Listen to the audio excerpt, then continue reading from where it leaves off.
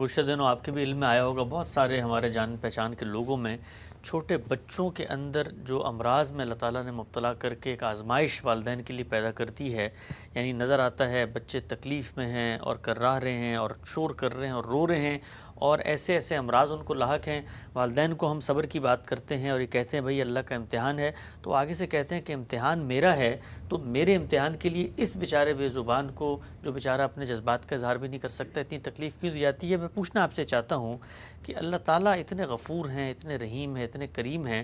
ٹھیک ہے آزمائش کرتے، ہم بڑے ہو گئے، شعور کی عمر کو پہنچ گئے، ہماری آزمائش ہوتی، ارادہ اختیار دیا ہے ہمیں، لیکن یہ چھوٹے بچوں کو جو اللہ تعالیٰ اس طرح کی مشکلات میں دوچار کر دیتے ہیں، تو ان کے جو والدین پہ کرب اور جو رنج و الم گزرتا ہے، اس کا کیا جواز ہے؟ جب آپ ایک نظم قائم کریں گے اور اس کا ایک اصول قرار دے لیں گے کہ یہ دنیا امتحان کے لیے بنائی گئی ہے، تو اس میں کوئی استثناء کیسے رکھ سکتے ہیں؟ جیسے ہی استثناء پیدا کریں گے، امتحان اٹھ جائے گا، حجاب اٹھ جائے گا۔ آپ دیکھیے نا کہ اگر یہ معلوم ہو جاتا لوگوں کو کہ کوئی بچہ نہیں مرے گا، ماں کے پیٹ میں بھی نہیں مرے گا، بعد میں بھی نہیں ہوگا، 25-30 سال تو اس نے جینا ہی ہے، اس پر کوئی مدت مقرر کرنی پڑے گی نا، تو امتحان ختم ہو جاتا۔ اس لیے کہ جس جگہ استثناء آ جائے گا، وہاں ظاہر ہے کہ آپ کے پاس پھر لائسنس مل جائے گا اس دائرے میں۔ تو یہ امتحان کا اصول ہے جس پر دنیا بنی ہے، اس میں اطمینان رکھنا چاہیے کہ یہ سب آزمائشیں، سارا امتحان باشعور لوگوں کا ہوتا ہے، لیکن ان کے متعلقین کے ذریعے سے ہوتا ہے، بیوی کے ذریعے سے، بچوں کے ذریعے سے، اعزہ کے ذریعے سے، مال دولت، یہ تمام ذرائع۔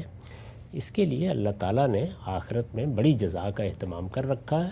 اور وہ بچوں کے ساتھ بھی یہی معاملہ کرے گا، لیکن اس دنیا کو چونکہ امتحان کے اصول پر بنایا گیا، اس میں یہ استثناء ہو نہیں سکتا، ورنہ کوئی قاعدہ بنے گا ہی نہیں سرے سے، اور حجاب اٹھ جائے گا۔ اچھا، اور اس موقع پہ غام صاحب چونکہ بڑا مشکل وقت ہوتا ہے، والدین سمجھ سکتے ہیں صورتحال کو، دل میں بڑے سوالات پیدا ہو جاتے ہیں اللہ تعالیٰ کے بارے میں، ایک طرح کا ایک مخاصمت کا جذبہ بھی پیدا ہو جاتا ہے، اس کو کم کرنے کا پھر کیا طریقہ ہے؟ اللہ ہی کو یاد کرنا چاہیے، اور اس کی اسکیم کو سمجھنا چاہیے، اس کی کتاب کا مطالعہ کرنا چاہیے، دیکھنا چاہیے کہ اس نے پیغمبروں کے ساتھ بھی کیا معاملہ کیا ہے۔ ظاہر ہے کہ رسالت پاک آپ صلی اللہ علیہ وسلم کے بچے بھی دنیا سے رخصت ہوئے ہیں، ان کو بھی تکلیف سے گزرنا پڑا ہے، اسی طرح دوسرے پیغمبروں کا معاملہ بھی ہے،